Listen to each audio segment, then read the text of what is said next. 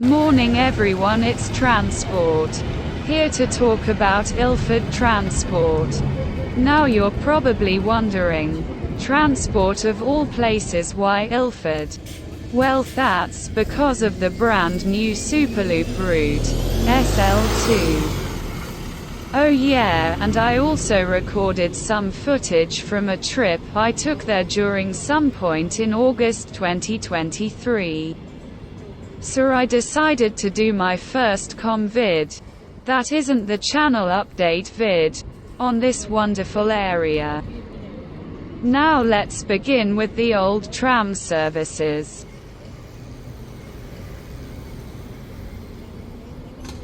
Now you're probably wondering what I'm on about. But from the 22nd of June 1901 to the 1st of July 1933, Ilford, like many areas of East London at the time, was served by a few tram services. These tram services connected Ilford with Seven Kings, Goodmayes, Barkingside and Chadwell Heath.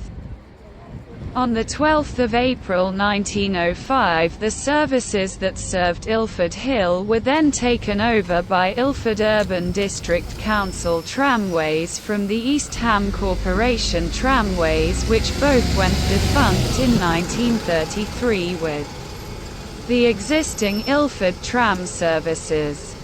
With the trams now gone, it's time we look at their replacement. As you all know, I am a big fan of buses, so I might go on a bit of a tangent. But personally I think Ilford has some pretty good routes.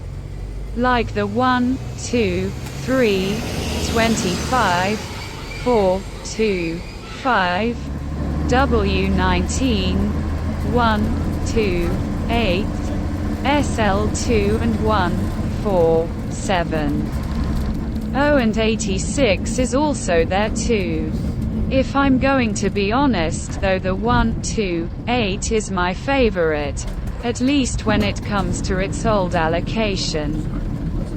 I mean, don't get me wrong, the 1, 2, 3, 4, 2, 5, and especially the 86 have some great allocations, but the old 1, 2, 8 allocation was immaculate compared to them. It's not just that, but it was also its old distinct purple bus branding. Overall, if I had to rate 128's modern allocation, I'd rate it a 5 out of 10, as it's a far cry from the allocation before it. I mean, the Enviro 400 allocation isn't the worst thing in the world, but I feel like it's a bit off. Personally, I like it could be better if they just used the MMCs, but that's just my opinion. Now onto the Superloop Express services. SL2 connects Ilford with Walthamstow Central, Barking and the North Woolwich Ferry for Woolwich. If I'm going to be honest, this Superloop route is a weird one to me, as it doesn't connect well the SL3.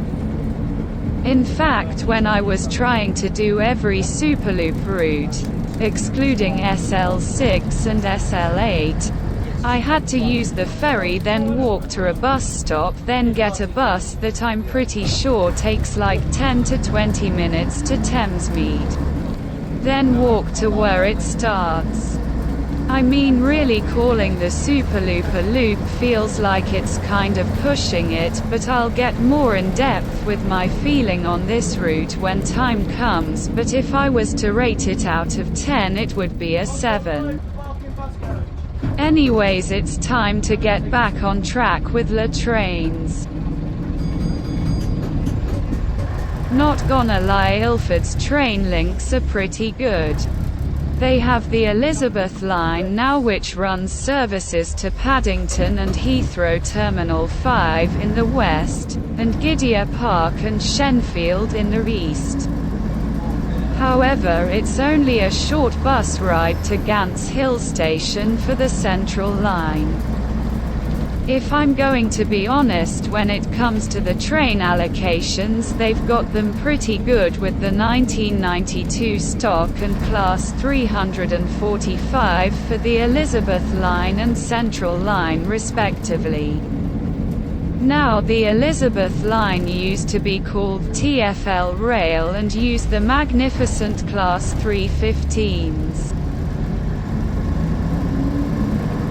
In conclusion, Ilford has some amazing transport with connections to Essex and central London with the Central and Elizabeth Line for train connections and part of the Superloop. It's hard to argue how good transport is here.